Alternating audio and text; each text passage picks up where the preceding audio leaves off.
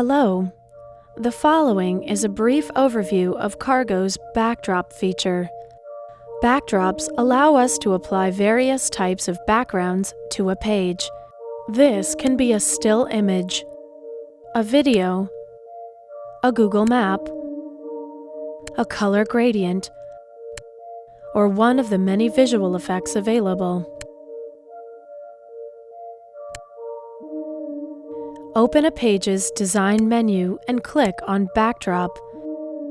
Here we're selecting the wallpaper backdrop, which allows us to choose an uploaded image, or we can have it cycle through a selection of images.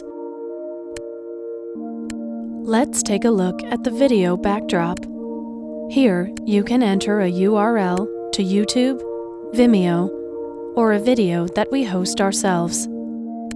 Please note, every page can have its own individual backdrop. So, there you have it, a brief introduction to Cargo's backdrop feature.